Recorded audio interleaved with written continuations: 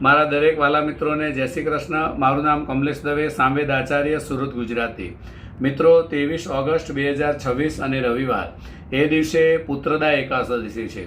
પુત્રદા એકાદશી આમ વર્ષમાં 2 વખત આવે છે। એક શ્રાવણ મહિનાના અજવાળિયા પક્ષમાં 11 આવે તે, અને બીજી આવે છે પોષ મહિનાની અંદર।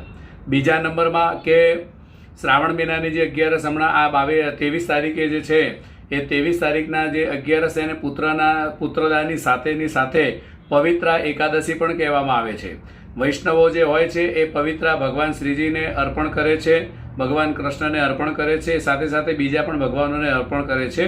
એને પવિત્રા અર્પણ કહેવાય છે। પણ એની સાથે ઘણા શાસ્ત્રોમાં કહ્યું છે કે એને પુત્રદા એકાદશી પણ કહેવામાં આવે છે। તો મિત્રો, જેના ત્યાં સંતાનની પ્રાપ્તિ ન હોય અથવા તો જેના ત્યાં દીકરો નથી, તો એ લોકોએ 11નું આ વ્રત ખાસ કરવાનું છે। કઈ રીતે કરવાનું છે એ આપણે સમજી લઈએ।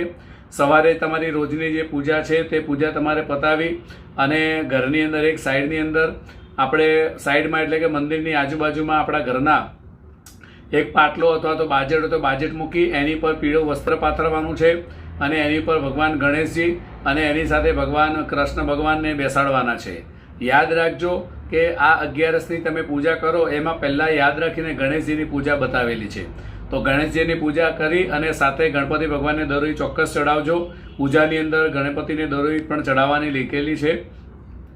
અને પછી ભગવાન વિષ્ણુની આપણે જેમ નોર્મલી પૂજા કરી એવી રીતે ભગવાનને તુલસી અર્પણ કરી અને ભગવાનને સાથે પવિત્રા પણ અર્પણ કરવાની।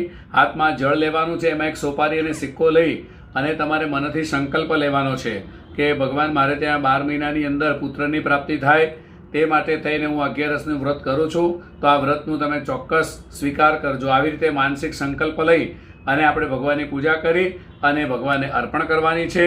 આખો દિવસ આપણે નિરાહાર એટલે કે ફલાહાર પણ કરી શકાય છે। તો મિત્રો, એનાથી ચોક્કસ પુત્રની પ્રાપ્તિ થાય જ છે। તો આ વ્રત તમે ચોક્કસ કરજો। જો આ વિડીયો સારો લાગે તો સબસ્ક્રાઈબ કરજો, શેર કરજો, કોમેન્ટ કરજો, લાઈક કરજો અને ઇન્સ્ટા ઉપર પણ ફોલો કરવાનું ભૂલતા નહીં। જય શ્રી કૃષ્ણ।